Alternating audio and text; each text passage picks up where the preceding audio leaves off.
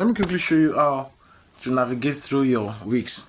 Okay, so let's imagine you funded your account over here. So what you just do is you go straight to this asset here. All right, you go straight to this asset, you click on asset, and you use this transfer button. Let's imagine you want to trade on futures, right? You don't want to trade on spot. Spot is the usual one that you just buy the low and expect the coin to pump high. But when you want to do based on predictions, you'll be using your futures accounts. So presently you'll be seeing the funds appear in your spot account, and you just transfer. Use this transfer button here. You click on transfer, and you make sure that your spot is at the top while your futures is at the bottom. How to switch this? You click on this here to switch it. So you switch it like this, and you'll see the amount showing on your balance here. All right, I don't have funds here for now, so you see the amount showing here. You just click on all if it's all of them you want to use, or if you want to use some, you just specify the amount here to transfer. After you've clicked on it, you'll see that this confirm button will be active. All right, you click on confirm button and you will see your funds appearing in your futures account like this. Okay, so now if you want to trade futures, you come straight to futures here, you click on futures. Now any of those assets that you get to see me display on the signal group, you can just click, you can just come to this straight here. Make sure that you don't have this high leverage set here. Okay, make sure that at least not more than 10x. all right, 10x is even still much, but I like using 10x. It's fast track my progress. Okay, so make sure it's 10x, and your balance will be showing here. All right, when it's showing here, it simply means that you can have full control over how to manage your balance by changing this cross to isolated. If you leave it in cross, that means if you enter a particular trade and you predict the direction to be long means going up. All right, long is still means buy. So if you predict the market to be going by and you fail to set your stop loss, what happens is your balance here will keep going down. If the market goes against you, it will keep going down till if it's even $100 you have here, it will keep going down, let's say till you get to lose everything. But the idea of having this cross change to, you click on it, to isolated, from the name isolated, simply means that you are isolating a specific amount of money to risk for a particular trade. You don't want any of your losses. If I thought you want to lose all of that, maybe $20 out of the $100, it should just be $20 that should be affected. You don't want the whole of the $100 capital to be affected. So make sure you select your isolated in every of the trades. If you go and trigger the trade before selecting isolated, you will not be able to change it until you either end the trade in profit or you end it at a loss. So you click on confirm like this. Or you click on confirm, you also select the margin. All right, you change the margin. You can see for long it's on 20, you change it, take it to either 7x or 10x. For short, you change it to either 10x. So you see the two of them. Make sure you confirm this one first. Click on confirm. I come here, you click on it again, you go for short, change it to 10x, and you click on confirm. So you can see now these conditions, this is how you should be getting set to trade. Okay, remember you don't have to put it in 10x. Okay, the more leverage you set, the highly risky your trade becomes. If it goes to your favor, you can quickly hit good profit faster. All right, but if it goes against you, you can quickly lose the specific amount of money you have already risked for your stop loss. Okay, so now this area here, this is where you click to check the view of this particular chart. Okay, you click on this candlestick here, you can see it here, it has brought us to this place. So over here I've come to, this is where you can always come to either switch off any of the indicators and select the one that you want. Me presently I'm using just MACD and RSI. So if I want to switch it off now, this MACD here, I click to switch it off. Okay, you click on it you can see it's not active. If I click again on it, you see it's already active. All right, so the next thing you can do, this is how to show your stuff. So any position you want to enter, if you touch the screen now like this and you take it maybe downwards, remember, don't chase the market. Let me say I want to enter a particular trade at this point here. I put it here and I'm expecting that the market, this market here, comes down to my position over here. So what you just do is, if you want it to be in this position, maybe you've gotten a signal and they say that the entry price is so and so, don't start entering at the entering price. Enter at the price that is lower than what you are seeing on the signal, because if you go and do copy and paste, you might end up entering late. Okay, so anticipate the market to always retrace before you enter any signal. Never enter at the current market price. I don't like the idea. So you select this plus here. Watch, you select the plus, you can see the position. You see the position here, you see the position there, they are the same. Okay, so even though they're not the same, you can set it over here. You can just type it, okay, and make sure that this is also in 10x by selecting it here. If everything is not correctly set, you can still come here to set it. Okay, so since it aligns with what I want, you can just slide the whole of this, like the 100% of my asset, and I click on buy. Okay, I click on buy and I click on confirm. So even with the little assets that I have that is looking ridiculous like this now, if the trade should hit it and now start going towards my direction, I can still raise that money to $1. All right, so remember, I have not set a stop loss, which is risky. Never enter a trade without setting a stop loss. So what do? You come straight to trade here. You click on trade.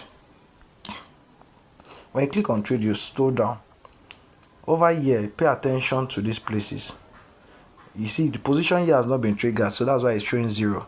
This order here that is showing 1, you see it here. You select it. You select it, and you can see that the stop loss and the take profit is not stated yet. All right, so take note first of all that if you are to set stop loss means if you enter a buy at a particular position, let me go back like this. Now the stop loss, that means we are predicting that if this market goes against you by going downwards again below this particular point, let me use below this particular point like this, you can set your stop loss around there. So what you just do, you set stop loss and you pay attention to maybe the value over here, like 1.325, right? 1.325. So you click on trade, you click on the pencil sign here. Okay, click on it. Now over here in the stop loss, the SL here, you enter it. Take note, you'll be working with this order price.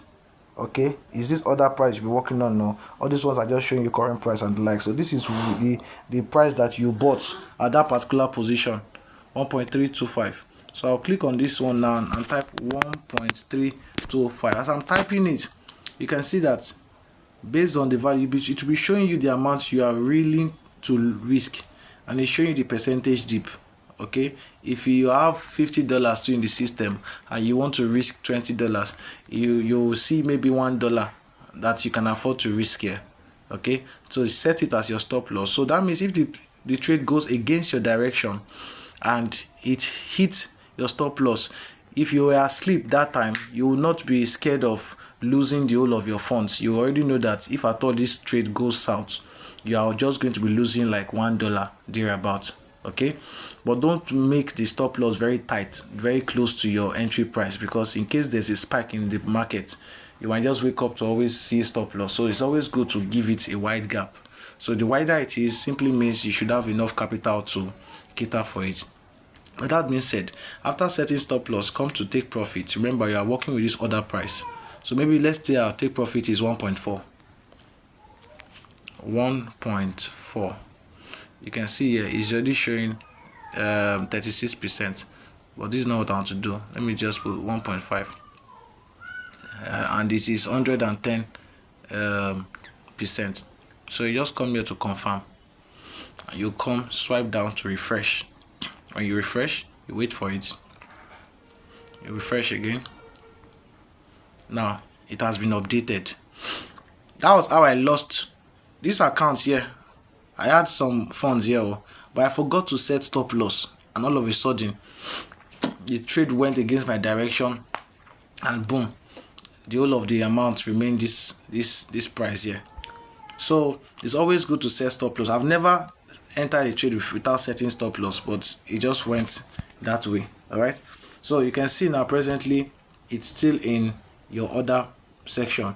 By the time the trade goes according to plan, goes down again, and it hits this price, you will see that your position will be active. All right, so this is how to enter a trade. Now if you want to check other assets, click on this place here. Maybe you get a fat coin, for example. You click here, make sure you leave for favorite, because these are my favorite options. So you just come to futures here. As a newbie, you will not find anything in your favorite. So how do you put assets in your favorites? You just come to futures. So if it's, this is how I do my thing. You click here on this change, just click on it. You will be watching the coins that have done extremely well and the ones that have done extremely poor. By the time I click on it now, you can see presently today, 24 hours trade, this asset has done like 31%. So I will now click on it to go and check it. If you want to put it in favorite, you use this star here by clicking on the star. All right, it has been added to favorite. So I click on it now. That's taking me straight to the chart. Now if you want to go to the chart, click on this candlestick. Okay, now you can see it has gone up, right? Remember, this is where you use the experience of the RSI. Remember, it has to, for you to click on sell, let this RSI get over bought region. This one here has to go up, this one here has to go up, at least get to a reasonable area of overbought region. Okay, MACD too needs to at least get to a reasonable area of overbought region like this before you can now start thinking of selling. So this is not a good time to think of selling. All right, don't just dabble into any trade because you have seen a signal. Use your own discretion to, based on what you are being taught, to enter a particular signal. So never enter a signal if the RSI or stochastic oscillator are not aligning properly. Okay, so if this one does not comply, I click on that asset again, and you come click on the change. If you click on this same change, you see it will show you the worst coins that have really gone down. The worst coins that have really gone down. Let me see. You click on futures, so you can see now. What am I doing? So you click on futures, you see this change. You click on let's click on up to this one. Now is in you check the minutes too. This is for the 4 hours. 4 hours, you check it. This 4 hours here, this 4 hours here is not really good. Had it been, you can see this RSI here, look at it though. This is how to analyze properly. If you see that this RSI has gotten to overbought region like this, it's also synonymous to something around this side. If you had entered a particular trade here by entering short instead of long, there's high tendency that you will make good profit if the trade gets to this point. Okay, this trade is still having the chances of still going down, but if I were you, I would just back out for now, because you have to allow the RSIs to meet the position. So if you want to enter a particular position, always do not chase the market. Do not chase the market. You just come here and click around here. Just don't chase the market. Just come here, click around here, and enter this particular position. You get it now, and you click on this plus to enter your trade. I don't have any trade because I've already used all my funds. So if you know that you want to cancel that particular fund, that asset that you have already entered before, so that you're able to enter a new one, simply come here, simply go down. Go down and you select cancel, and that's it.